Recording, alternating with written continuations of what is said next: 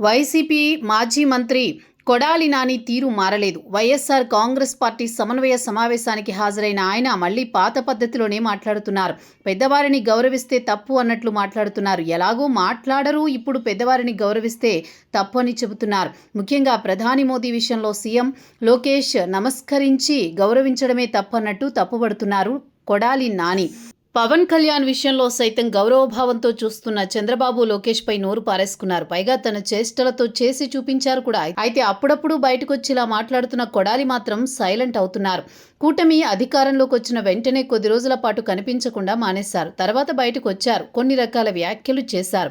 కూటమి ప్రభుత్వం కేసులతో సిద్ధపడిన తరుణంలో మళ్లీ అజ్ఞాతంలోకి వెళ్లారు. ఇంతలో అనారోగ్యానికి గురవడం, ముంబైలో బైపాస్ సర్జరీ, చాలా రోజుల పాటు రాజకీయాలకు దూరంగా ఉన్నారు. మళ్లీ ఇప్పుడు యాక్టివ్ అయ్యారు. మళ్లీ అదే మాటలు. చంద్రబాబు లోకేష్ పై అనుచిత వ్యాఖ్యలు చేస్తున్నారు. తన అధినేత జగన్ అని సంబోధిస్తున్నారు. చంద్రబాబును మాత్రం ఏకవచనంతో మాట్లాడుతున్నారు. ఇంత జరిగాక కూడా కొడాలిలో ఎంతమాత్రం ప్రాయశ్చిత్తం కనిపించడం లేదు. కనీసం గుణపాఠాలు నేర్చుకోవడం లేదు. పైగా ప్రధాని మోదీని గౌరవించడాన్ని కూడా సహించలేకపోతున్నారు. అసలు జగన్ ప్రధాని మోదీని కలుసుకునే క్రమంలో వినమ్రతతోనే నమస్కారం చేసేవారు. సాగిలాలు పడినంత పని చేసేవారు. ఇప్పుడు ఈ దేశ ప్రధానిగా చంద్రబాబుతో పాటు లోకేష్ మోదీని వినమ్రతతోనే నమస్కరిస్తున్నారు. దానిని కూడా సహించలేక కొడాలి మాటలాడుతున్నారు. నిజంగా ఇది బాధాకరమే.